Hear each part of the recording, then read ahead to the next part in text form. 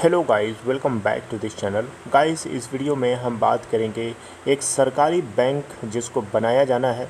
भारत सरकार उसको मंजूरी दे चुकी है। इसके ऊपर हम बात करेंगे और इससे जुड़े हुए जो कुछ पॉइंट्स हैं उनको भी जानने की कोशिश करेंगे। लेकिन शुरू करें उससे पहले आपसे रिक्वेस्ट करूंगा कि अगर आप इस चैनल को फर्स्ट टाइम देख रहे हैं तो सब्सक्राइब करके बेल आइकन को हिट कर लीजिए ताकि वीडियोज़ की नोटिफिकेशंस आपको मिलती रहेंगी और आप सबसे पहले उसे देख पाएंगे। तो गाइस, ये बात आपको बताने की ज़रूरत नहीं है, या आपको अच्छे से पता है। भारत सरकार फाइनेंस मिनिस्ट्री ने बजट को पेश करते समय बहुत सारी बातें बताई थी। उनमें से प्राइवेटाइजेशन वाली बात तो आपको अच्छे से पता चल चुकी है, कई बार अपडेट किया जा चुका है।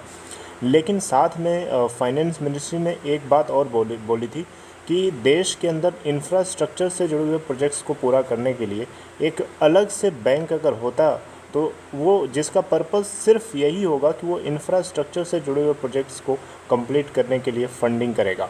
तो इसको बनाने की बातचीत चल रही थी, तो इसके लिए सरकार की तरफ से कुछ मंजूरी मिलना था, यानी संसद में बेसिकली इसको पास करवाना था। तो संसद के अंदर जो है इस बैंक को बनाने को लेकर के जो मुद्दा था उसको जो बिल थी बेसिकली उसको मंजूरी दे दी गई है। बेसिकली अगर आप देखें तो देश के अंदर इंफ्रास्ट्रक्चर प्रोजेक्ट को लॉन्ग टर्म फंडिंग या लॉन्ग टर्म लोन क्या होते हैं, ऐसे लोन्स जो 3 साल से ज़्यादा टाइम के लिए लिए जाते हैं उनको लॉन्ग टर्म लोन्स बोलते हैं या फिर लॉन्ग टर्म फंडिंग बोलते हैं। तो बेसिकली इसका जो ओरिएंटेशन होगा इस बैंक का, वो इंफ्रास्ट्रक्चर प्रोजेक्ट से जुड़े हुए फंड्स को मुहैया या अवेलेबल कराने के लिए यूज़ होगा। ठीक है, तो यहाँ पे इसका नाम क्या होगा, सबसे बड़ा क्वेश्चन आता है। तो देखिए, इसका नाम होगा national bank for financing infrastructure and development. इसको शॉर्ट में इसका नाम होगा गाइस, यहाँ आप देख सकते हैं DFI। DFI का मतलब है डेवलपमेंट फाइनेंस इंस्टीट्यूशन, राइट। तो इसके लिए भारत सरकार क्या करेगी कि इसमें शुरू में 20,000 करोड़ रुपए की पूंजी जो है डालेगी अपनी तरफ से। ठीक है, उसके बाद जो है आफ्टर सम ईयर्स, मतलब कुछ साल बाद जो है बाज़ार से, मार्केट से बैंक जो है 3 लाख करोड़ रुपए तक की पूंजी को जुटाने की प्लानिंग करेगा। ठीक है, इसके ज़रिए सरकार जो है 5 लाख करोड़ रुपए तक लोन बांटने की प्लानिंग कर रही है इंफ्रास्ट्रक्चर से जुड़े हुए प्रोजेक्ट्स के लिए। फाइनेंस मिनिस्ट्री ने ये बात संसद में बताई। अभी ये आपको न्यूज़ जो बता रहा हूँ ये अभी बहुत ही जल्दी की नहीं है, लेकिन कुछ दिन हो गए इसको संसद से पास करा लिया गया है। तो संसद में निर्मला सीतारमण ने ये बात साफ साफ बोली थी कि इससे क्या होगा कि देश के अंदर नौकरी के नए नए मौके आएंगे और इंफ्रा से जुड़े हुए जितने प्रोजेक्ट्स हैं उसमें 5.54 लाख करोड़ रुपए का खर्च करने का एक मौका मिलेगा। देखिए, इंफ्रास्ट्रक्चर से जुड़े हुए प्रोजेक्ट्स की जब भी बात करी जाए तो आप एक बात ख्याल रखिए कि इंफ्रास्ट्रक्चर्स मतलब जितनी भी चीज़ें उसमें इन्वॉल्व होती हैं उसमें मेटल सेक्टर का काफ़ी की रोल होता है। ठीक है, तो इंफ्रास्ट्रक्चर में अगर खर्चा होगा तो डेफिनेटली मेटल सेक्टर में आग लगना तय है। ये बात को मैंने एडिशनली आपको बताया, ये आपको पता होना चाहिए। तो यहाँ पे DFI इसका नाम होगा, डेवलपमेंट फाइनेंस इंस्टीट्यूशन, राइट। तो पिछले 25 और 23 तारीख को बेसिकली नहीं 23 तारीख को इसको जो है लोकसभा के जरिए के अंदर पास किया गया और 25 को ये जो है राज्यसभा में पास हो गया था। इस बैंक को बनाया क्यों गया है ये बात आपको बताने की ज़रूरत नहीं है, आपको अब पता चल चुकी है। ठीक है, फाइनेंस मिनिस्ट्री ने ये बात बजट को पेश करते समय साफ साफ मेंशन किया था कि इंफ्रास्ट्रक्चर प्रोजेक्ट को फंड अवेलेबल कराने के लिए एक अल्टरनेटिव इन्वेस्टमेंट फ़ंड की व्यवस्था होनी ज़रूरी है। ठीक है, इसके चलते जो है इंफ्रास्ट्रक्चर से जुड़े हुए प्रोजेक्ट्स जो होंगे उनको लॉन्ग टर्म फंडिंग या लॉन्ग टर्म से जुड़े हुए जो लोन लिए जाते थे उससे जुड़े हुए जितने जोखिम होते थे, जो दिक्कतें होती थी, वो सारी चीज़ें झेलनी पड़ती थी। लेकिन इस बार ऐसा नहीं होगा, ये क्योंकि बैंक ही इसी के लिए होगा, राइट।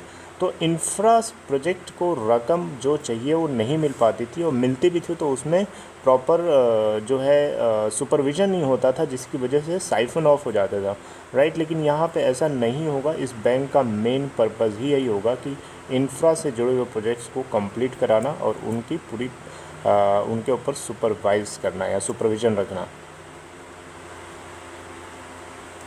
अब एक क्वेश्चन उठता है दिमाग में कि क्या इस बैंक में कोई अपना पैसा जमा कर सकता है, कोई कस्टमर, जैसे हम लोग आम बैंक्स में जमा करते हैं, जो जैसे बहुत सारे बैंक्स हैं, पब्लिक सेक्टर बैंक है, प्राइवेट सेक्टर बैंक है। तो गाइज़ यहाँ पे ऐसा बताया जा रहा है कि इस बैंक में जो बड़े बड़े पेंशन फ़ंड हैं, सोवरेन फ़ंड हैं या फिर जो इंश्योरेंस फ़ंड हैं, वो अपना पैसा जो है चाहे तो लगा सकते हैं। और यहाँ पे इस तरीके से जितने लोग होंगे जो पैसा लगाएंगे, इनको बहुत सारे फ़ायदे भी मिलेंगे। यानी यहाँ से एक चीज़ तो क्लियर है कि जो आम पर्सन है, जो आम आदमी है, वो इसके अंदर पैसा नहीं लगाएगा, बल्कि वो लोग लगाएंगे जो बड़े बड़े फ़ंड हाउसेस हैं, राइट। इनको इनडायरेक्ट टैक्स की भी यहाँ पे छूट मिलेगी। और यहाँ पे डीएफआई को जो डीएफआई है, यानी आपको बता ही दिया, डीएफआई मतलब डेवलपमेंट, इसका नाम है डेवलपमेंट फाइनेंस इंस्टीट्यूशन, राइट। तो यहाँ पे 10 साल तक के लिए ये जो टैक्स बेनिफिट्स का जो फ़ायदा होगा वो 10 साल तक के लिए वैलिड रहेगा। और यहाँ पे सरकार जो है डीएफआई के लिए कुछ सिक्योरिटी भी जारी कर सकती है, ठीक है। इससे क्या होगा, इस माध्यम से जो जाने वाले जो फ़ंड होंगे उनकी लागत कम हो सकती है। अच्छा, यहाँ पे एक क्वेश्चन और उठता है कि क्या इस बैंक को स्टॉक एक्सचेंज के ऊपर लिस्ट किया जाएगा। तो देखिए, इसके बारे में यहाँ पे कहीं पे भी इस बात को नहीं बताया गया है, लेकिन एक बात आपको बताना चाहूँगा, अगर इस बैंक को फंडिंग चाहिए तो फंडिंग के लिए ये कितना डिपेंडेंट रहेगा इन लोगों के ऊपर, ठीक है।